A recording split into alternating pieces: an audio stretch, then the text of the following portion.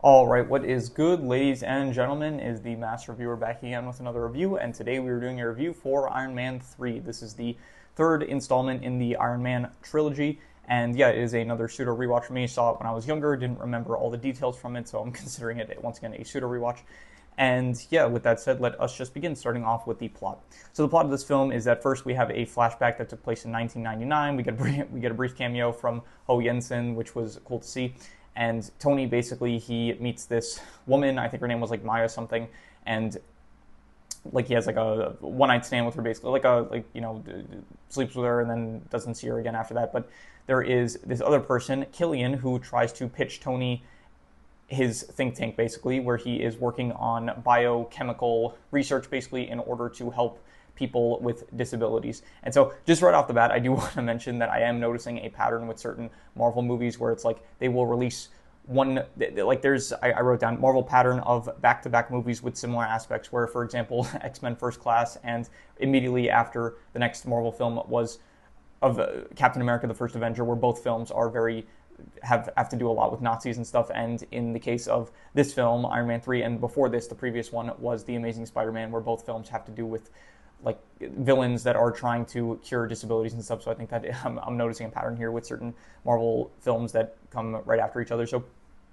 anyway, so yeah, basically there was a flashback, and then Tony, he said he would meet this guy Killian up on the roof, but then he didn't end up showing up. And so Killian, he was planning to kill himself, but then he decided that like no one in the world really knew who he was, and anonymity, it's like a power that he can use to his advantage and stuff. So anyway, we flash back to modern times now. Tony, he is kind of working on the Iron Man suits, and in the last film, in Iron Man 2, he was dealing with kind of depression with the fact that he might be dying from palladium poisoning. This film, I think it's a bit better. I think he's dealing with like anxiety attacks after the events of Avengers and like the whole Battle of New York City, so I do like the aspect of him dealing with anxiety attacks and all that stuff.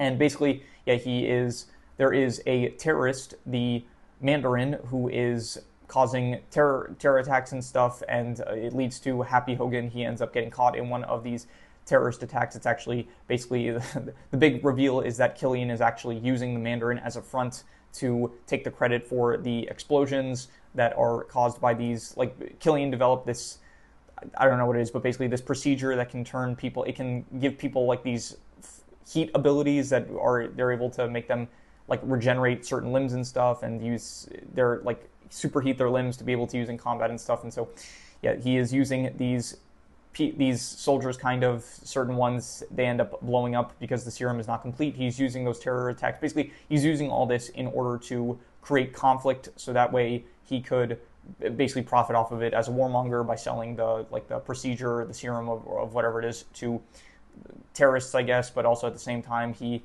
like has the vice president in his pocket, so that way he's playing like both sides basically to profit off of it. So yeah, and so Tony, he ends up doxing himself, basically giving his address to the Mandarin after Happy ends up getting injured.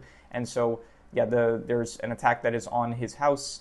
He ends up getting away with one of his suits. Pepper, she's safe because Tony saved her.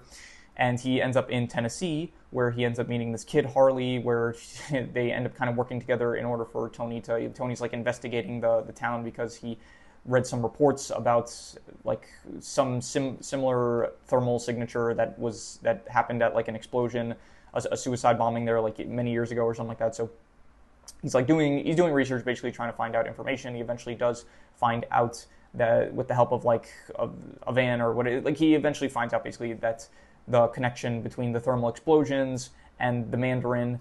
He doesn't yet know that, or he does know. I think at this point he also finds out that Killian is involved, I'm pretty sure.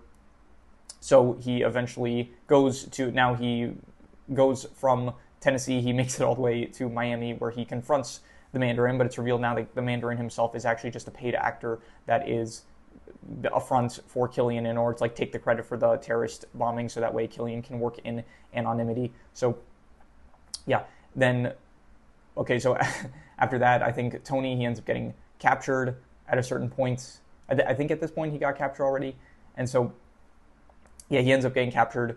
Killian, he finally, he finds out that Killian is the true mastermind behind the whole thing. Killian reveals that he captured Pepper, and then Maya is also like the person from Tony's past from the flashback. She is also working with Killian because at the time she did take his offer, I guess, to work with him.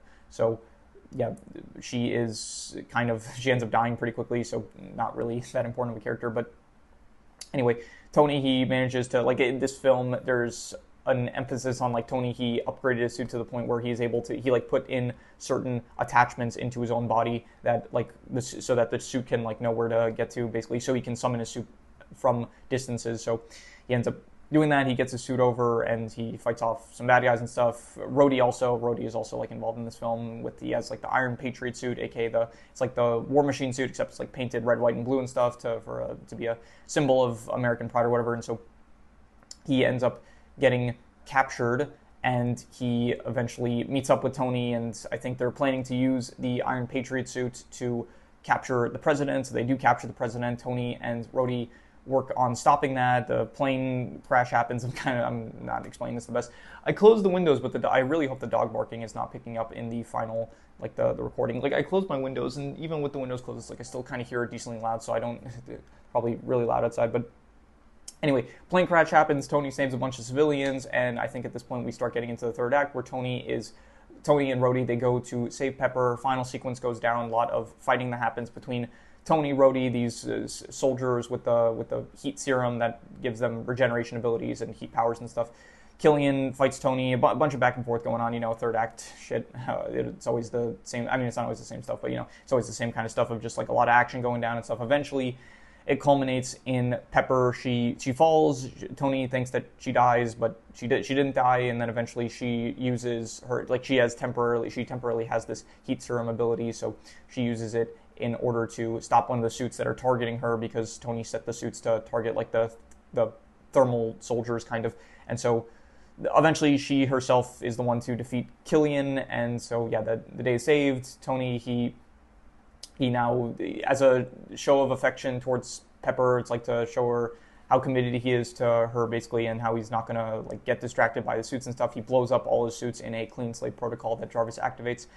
And then finally the film pretty much ends. There's like I think he goes back to, there's like a sequence, I think he buys some stuff for Harvey, like, to help him with his, I don't know, mechanical engineering aspirations or something like that. Happy wakes up, he's all good. There's like a short little montage of like the aftermath of stuff. I think he did a procedure to get the shrapnel finally out of his hearts, and so he no longer needs the arc reactor, I think, to save him. He cures Pepper of, like, her heat serum thing.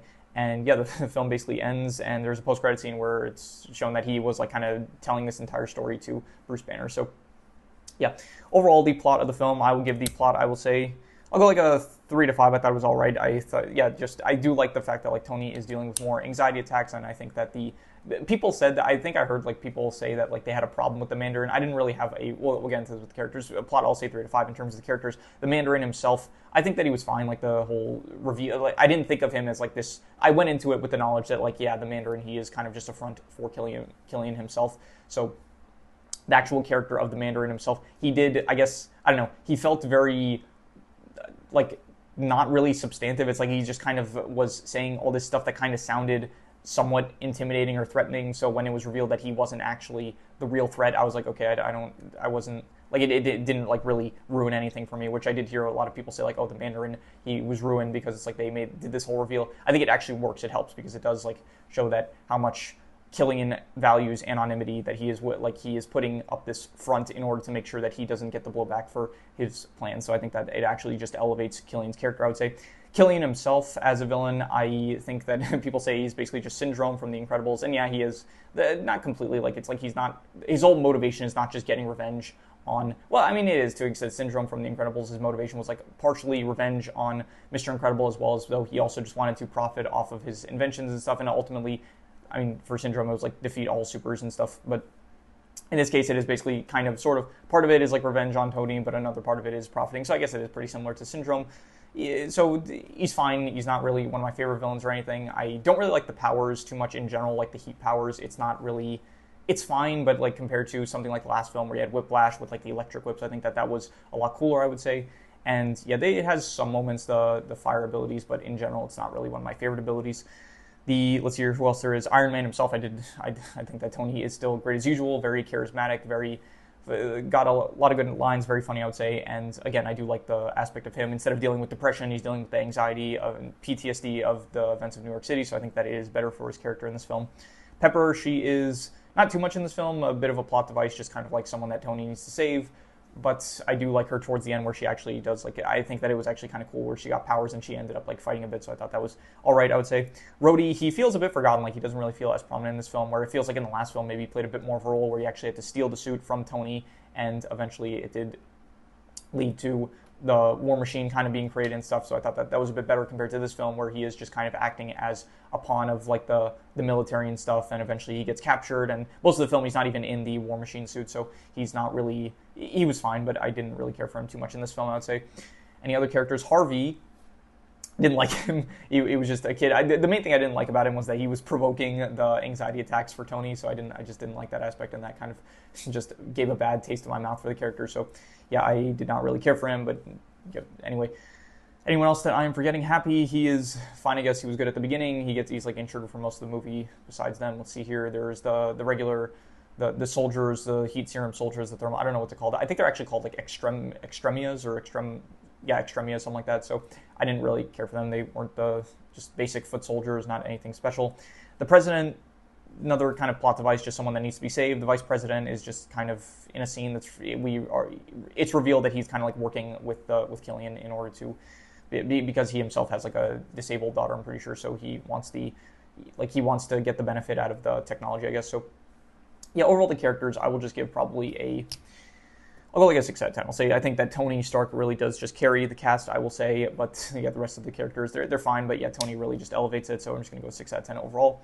In terms of the settings, let's see here, you have Tony's house, which is still nice as usual, I guess. There is that palace area that the Mandarin is in. There is the final actual, there's a plane sequence. There's like Tennessee itself. I don't really care too much about Tennessee. There is the final area that the third act takes place in, like this, I don't know how to describe it, but like this construction kind of site area thing. It's all right. It's not really one of my favorites. And overall, the settings, I don't really, there's Switzerland, I guess, at the start.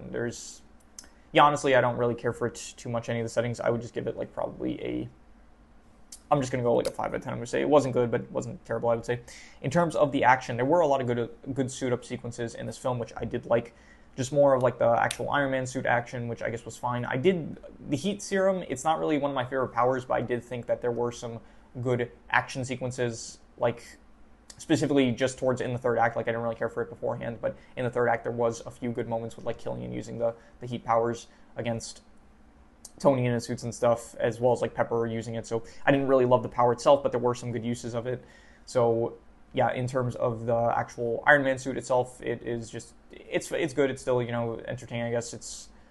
It's fine. It does feel kind of weaker in this film, to be honest. Like mainly because the Mark 42 suit, which he does use throughout the film, it's like not really finished, so it does kind of feel a bit nerfed compared to how it might have felt in like Avengers or in Iron Man 2 or something like that. So overall, the action, I would just give like I'll go like a 5.5, I guess. Also, like maybe coming off of something like Avengers, which had, well, actually Avengers wasn't immediately the last film I saw. The last one was The Amazing Spider-Man, but yeah, just compared to, I guess, Avengers, where it's like the last time we saw Iron Man, it was like he was doing like all these combos with Captain America, and there was like all this other action to help elevates the action of Tony. I guess it just, I don't know, Tony Stark, like just him on his own, it's like, I think his action gets cooler in like later films where it's like the suit starts getting like nanotechnology and stuff, and when it gets like more advanced, but currently it's still just, it's fine. It's decent action. I didn't really love it, I would say, but just, I'm going to go a 5.5, I'm going to say.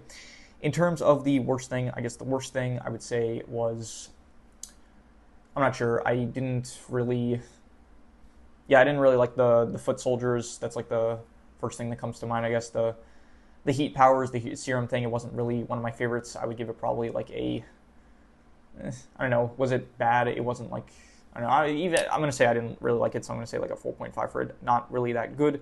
So 4.5 for the heat serum abilities. It wasn't really, I didn't really like it too much. So just, but I'm not going to be too harsh with them. I'm just going to give it a 4.5, not good for the heat serum stuff.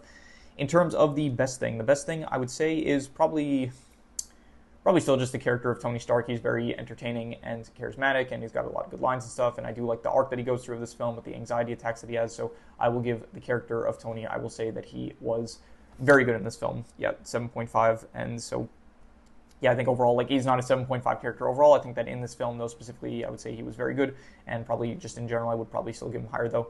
Let's hear any extra notes I did not already mention. I think I mentioned everything already, so I'm going to do the calculations. So King Crimson.